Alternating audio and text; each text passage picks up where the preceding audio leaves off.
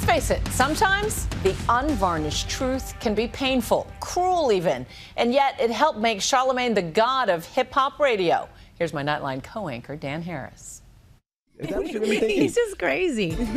He's one of the brashest voices in American pop culture. Nothing about you says faithful to a man. Nothing. Chelsea.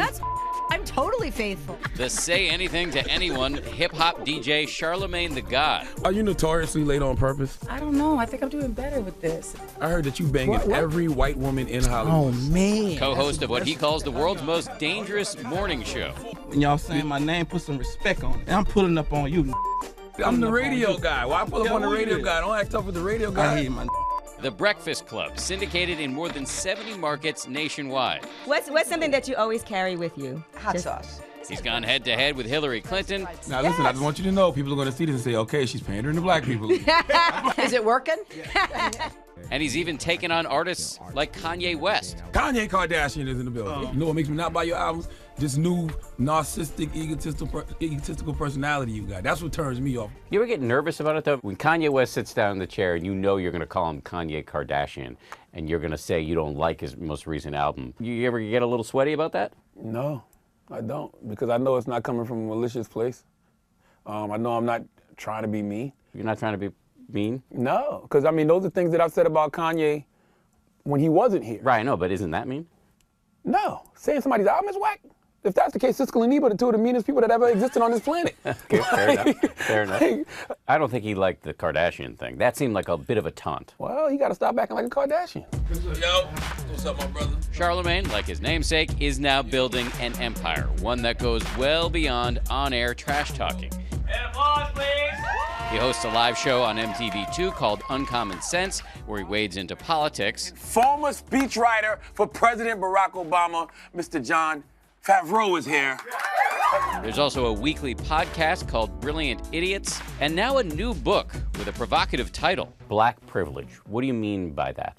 Simply put, I think that it's a privilege to be black. As black people, we have access to a divine system that enables us to get through a lot of the obstacles that are thrown at us in America, and it helps us to prosper in spite of everything that we've been through. Do white people not have access to the divine system that you're describing? That can be debatable, but yeah, they do. I mean, I feel like privilege is a divine thing. But you're not denying that white privilege is real. You look at incarceration rates, economic outcomes, educational outcomes, those numbers are significant. It's absolutely real. I'm not trying to negate white privilege at all, and nor am I trying to let America and white people off the hook for everything that they've done to oppress and marginalize various communities, especially the black community in America. All I'm simply saying is, we're special too. His book is part self-help, part memoir. He grew up as Leonard McKelvey in a small town in the South. The greatest thing that small town gave me was imagination. That small town made me dream. The small town also produced more than a few nightmares during his early years.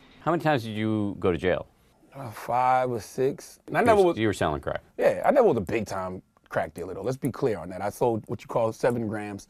It's called a quarter spoon. So it's 7 grams of crack that you can cut up and make $100 off each gram. He eventually started a career in radio. Peace to the planet, it's Tuesday! Where he flourished because of his outsized personality. But radio, too, was tumultuous. How many times did you get fired? 4 times from radio. I got fired 4 times. The third time was in 2008 when he was a co-host on the Wendy Williams show. Are you and Wendy on speaking terms now? No, I haven't talked to Wendy in like 7 years. Why not? Had a falling out with her husband. These days, Charlamagne's career is on pretty solid ground, with millions of listeners tuning in for his signature daily segment.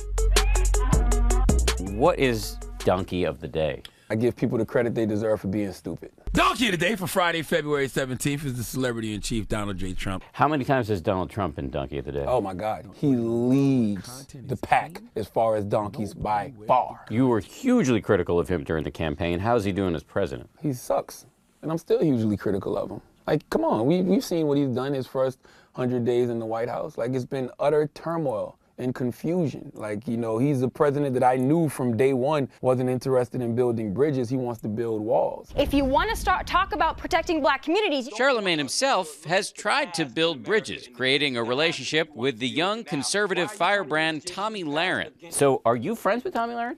No, friends is a strong word. She's a media associate. You've taken some heat, though, for this association with her. Oh, man, did I. Many of his fans have been furious that he would spend time with somebody like Lahren. Do you think it's justified, or people overreacting?